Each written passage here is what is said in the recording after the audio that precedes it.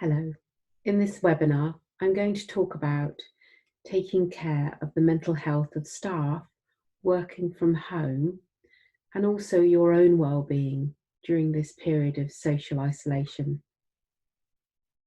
So I want for a moment for you to just stop and visualize something for me. So just close your eyes. Start by visualizing yourself no longer walking into your workplace. Your finances are uncertain. Suddenly, you're not able to see your friends or to attend the places that you usually visit. Your routine, which normally keeps you really well, has suddenly shifted. Your usual support networks have stopped, as everyone is worried about their own family and sometimes have very little time for you. Your anxieties are increasing. You've been told to stay at home by your manager. Your manager is busy and you start to feel unwell in yourself. You don't want to get out of bed. The world usually, when we think about this almost sounds like a case study, but it's not. It is a lived experience and very hard to believe. We all have mental health. So this virus is having a huge impact on how we think, how we feel, and how we behave. It's going to have an impact on how we also feel about each other.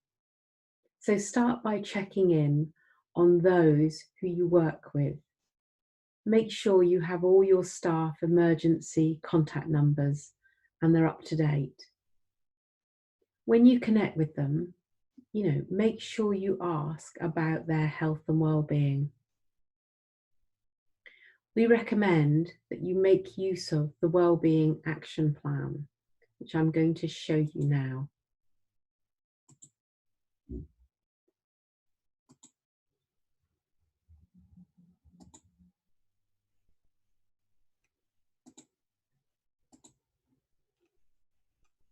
This Wellbeing Action Plan is a very simple way of coming up with an agreement between yourself and the staff that you work with.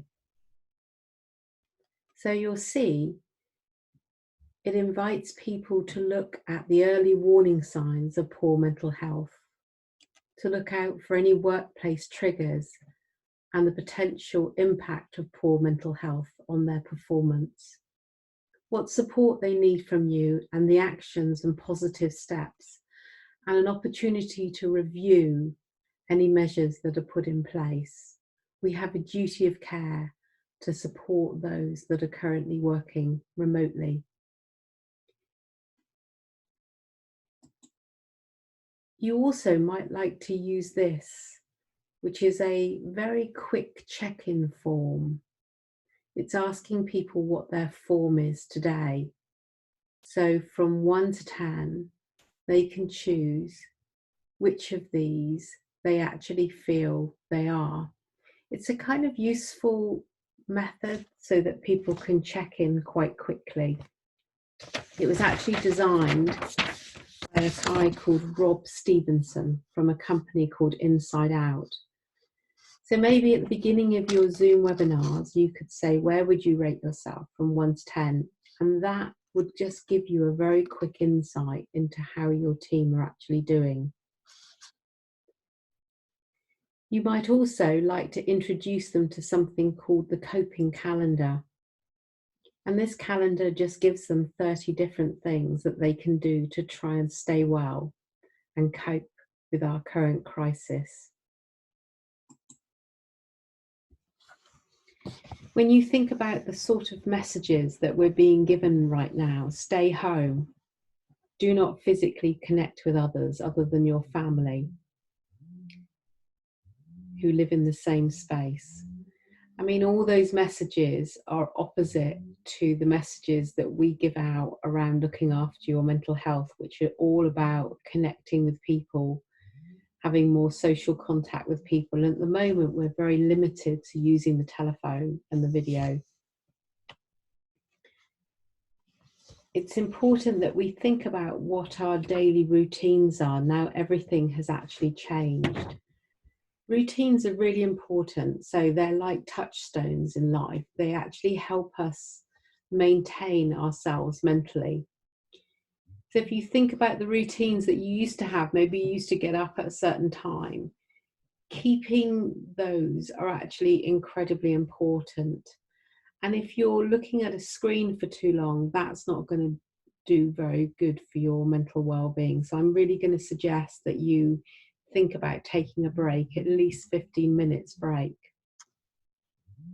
Exercise is really important, and I don't know about you, but since I've been told I can only go for one walk a day, I am going for a walk a day. When I could have gone for a walk any day, I probably wouldn't have. But now I feel kind of committed to my own physical well-being. We're very lucky in Somerset. We have an organisation called SAS, which is the Somerset Activity and Sports Partnership. And they've come up with all sorts of resources to help us with exercise and help keeping us well. One of those is specifically designed for the elderly, which is an elastic band, a kind of exercise band, which they're giving out to keep older people active. But also for ourselves, if you're not older, there are over 500 free fitness videos on their website. And on the link I'm going to give you later, you can actually download and have a look at some of those exercise videos. The other important point is to balance your social media and balance your media generally. We need to be seeking practical but also credible information at these specific times. The World Health Organization has emphasized that we should be amplifying positive and hopeful stories. So we definitely need to shift the narrative away from the number of deaths to actually the number of people that have recovered. There often seems to be a dearth of positive stories about coronavirus and those who recover, but we just don't easily see them in our news feeds. So maybe you're responsible for the work newsletter. Perhaps you could take a shift away from the normal news and maybe also look at some of the positive things that are happening within your business and for those workers that are still with you. Talk about hope. Move the conversation away from being so fear-based. You also might have access to mental health first aiders in your business. This is a time to really make use of them. They're trained to talk about hope and they're trained to help people recover as well. So you might like to think about adding a positive news stream, which again I will put later so that you can access it, and you might even like to subscribe to Positive News UK. So we need to stay balanced. We need to move away from fear to trust. What I do in my mind is I think, well, before I post something on social media, I think, is it wise? Is it true? And is it kind? And if it doesn't meet that criteria, I don't post it. So we need to move from fear to trust. What we don't know in life, we fear. This leads to fear and mistrust in each other. And in ourselves, we go into our safety-seeking responses, which is basically everyone for themselves. Or as we like to call it, panic buying for toilet rolls. In reality, for the first time, we are all in this together. And we need to take a collective and shared responsibility to look after ourselves and the care of those around us. Start to pay attention to your thoughts. Your thoughts are very circular in nature, and you can ruminate on different things. We can get caught up in very anxious thinking cycles, and our thinking can become incredibly negative right now. What we need to do, and this might occur if you're talking to someone over the phone, is you'll notice that their anxiety is increasing and their thoughts are kind of running away with them. So one thing you could do is get them to name 5 things that they can see around them. Now, this is an old kind of grounding technique, but it's also very, very good It can help people who are feeling very panicked. The idea is really to bring them into the present moment rather than them be lost in their thoughts. So if you're speaking to someone and you can hear them catastrophizing that everything's going to go wrong and everything's going to be terrible, ask them to focus on their breathing, bring them into the here and now. That's incredibly important. You could also try something called box breathing. So what this does is you start off by you completely exhale through your mouth, getting all of the oxygen out of your lungs. You then inhale. So if I start to draw a box, you then inhale very slowly and deeply for the count of 4, and then you hold for the count of 4. Then you breathe out for the count of 4. Then you hold for the count of 4. Then you breathe in, and so on. So if you visualize a box and go around it, box breathing can be very helpful. If you do that 4 times, that can sometimes bring calm back. And in the piece I'll share with you later, there'll be a video that you can follow to do that. So how are you guys getting on with sleep? A lot of people are really struggling with sleep at the moment, and sleep plays a huge part in maintaining our healthy immune system. So we really, really need to get our sleep back in pattern. Some people swear by mindfulness. I'm a great believer personally in meditation. And in my post, there'll be a link to a meditation video, but also Headspace are doing a sleeping app, which you can try out. And some people say that that's really helpful as well. What's important is actually to keep your routine. It's very easy to go to bed later or to get up later at the moment. And I'm going to suggest you go back to your old routine, because that will help your body clock. There is an app or a selection of apps in the Every Mind Matters sleep selection. So Every Mind Matters is a national Public Health England campaign. And what you can do is you can go into their app, and there is a whole section on sleep and looking after the body, which I think you might find quite helpful right now. There's also a campaign that was launched by Mental Health First Aid England, and it was launched on the 18th of March, which is a campaign called My Whole Self. And they produced a PDF, which basically gives you some work that you can do on yourself, and it's to make your mental well-being better for yourself, but also better for the business. And that PDF I'll also put as a link on the post at the end. The Just About Coping calendar I've mentioned, but just how are we coping with being around our family? How are you going to start a conversation with someone, maybe someone who's a bit reluctant, to invite them to talk about their mental health? There is a conversation starter which Mental Health First Aid England produced called Takes 10. It invites you to ask kind of open questions of each other. So how are you feeling at the moment? How long have you felt like this? Is there anything I can do to help you right now? You know, and you're going to get people who you really don't know what to say to them. And I would just be honest, I really don't know what to say right now, but I just want you to know I'm thinking of you and I'm here for you. You know, just being kind and understanding is what people need right now. They don't always need to be told what to do. They just need that kind of kindness. Make sure you set some boundaries. So just like your normal everyday life, boundaries are really important when it comes to a crisis. So try not to be overwhelmed by the information and the conversations that are going around. You actually might like to change that conversation. You remember earlier I talked about positive news. Well, it might be that you could say to someone, I know we're very focused on COVID-19 right now, but I'd love to take a break from thinking about it constantly. Maybe in the next 10 minutes, we could talk about how your book is that you're reading, or how you're planning to get together when all of this is over.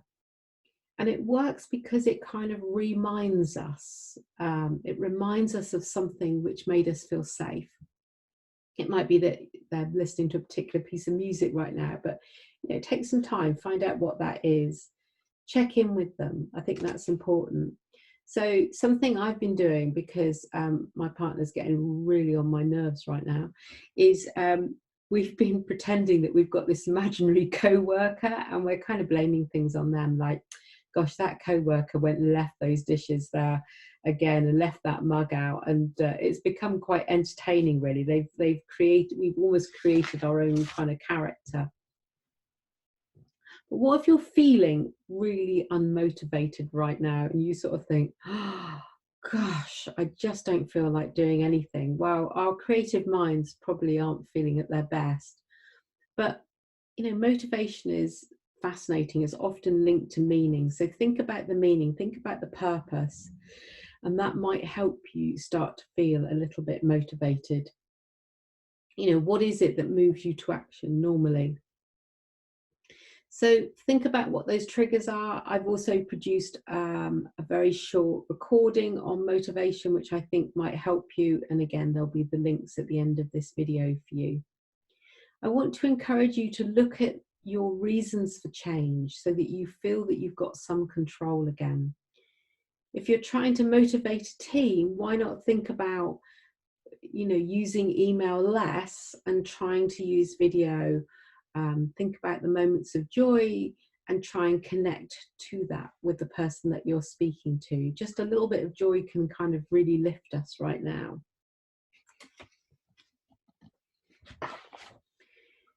Thinking about learning to meditate, I'm obviously quite a big fan. I was always told that 20 minutes of meditation is equivalent to 7 hours sleep. So if you're missing out on sleep, that's maybe something that you could have a go at. Meditation is a life skill. It's quite easy to learn, and I've created something called Simply Meditation, which is an invitation for you to have a practice of a 20-minute meditation. And again, that will be links to that on my website. If you want to go on my website, there's a whole page called Embody Life Design, and it's under that section. If your anxiety is increasing and you are really, really struggling, Anxiety UK have some really good advice. They suggest we use something called the Apple technique. I don't know if you've ever heard of that. It starts with the word acknowledge. So notice and acknowledge the uncertainty as it comes into your mind. So, thoughts float around, just notice them coming into your awareness, and then pause. Normally we would react to a negative thought, but what they're suggesting is that you just pause for a moment. Don't react, just pause and breathe. Then what they're suggesting is that you pull back. Tell yourself this is just the worry talking. So you almost pull back into your awareness. It's only a thought or a feeling. Don't believe everything that you think. Thoughts are not statements and they're not facts, okay? And then let go. So let go of the thought or feeling, it will pass. So in meditation, we learn to do that. We learn to allow your thoughts to sort of drift past, just like a kind of cloud drifting past, and to try and sort of sit behind those thoughts, like they're floating away, like a bubble. And then the E is explore. Explore the present moment, because right now, in this moment, all is well. So again, it's sort of bringing you into the here and now, bringing you into the present moment. Shifting your focus from your attention about thinking about something just into the present moment. We're all kind of stranded by fate right now, and we do need to burn up some of that nervous, negative kind of energy that's going on. So make sure you try and take some action, learn a new skill. The great thing about being a furloughed member of staff is you can still do training. And we've got 2 packages of training that you can currently access with us. One is the online mental health aware course, which is a 4-hour course. Or you could come and attend our line managers 1-day course. It was the equivalent to 1 day. So we're going to do 2 lots, well, 3 lots of 2 hours in total. So that's a certificated course. That might be something that interests you. But learning a new skill is good. It's important for furloughed workers that they must be paid at least the national living wage or national minimum wage for the time spent training. So that's just something for you to know. The other thing we seriously need to do is to eat well. Currently, I'm quite excited when my cake delivery arrives, but I am trying in between that to actually eat well. So nutrition is so important. There is a strong link between diet and mental health. A recent study found that a Mediterranean-style diet of nuts, beans, cereals, grains, vegetables, fruit, legumes, fish, and unsaturated fats such as olive oil is probably the healthiest diet we can be on. So try not to graze that biscuit tin and try not to order too many cakes like I am. So again, I can share a link with you which will give you some of the background on that. And then lastly, I want to talk about where to go for help. So in Somerset, we have Mind, and Mind have been funded to provide additional hours for support. Their phone number is 01823 276 892.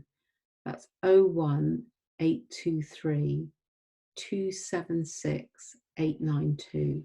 And they're open Monday to Friday 9 to 11 and Saturday and Sunday 8 to 11 p.m. So good kind of opening hours, and I would definitely give that out as a helpline number. Somerset County Council have created a web page. If you type in coronavirus, COVID-19 mental health information, it should come up. That's got a lot of the local support services.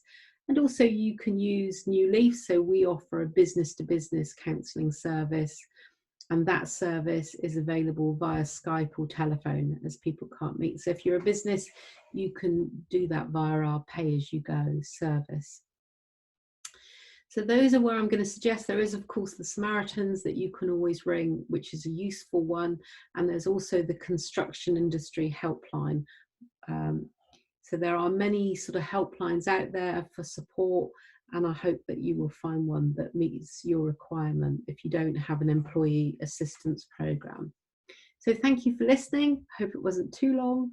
And the webpage I will put below this link, below this video as a link for you.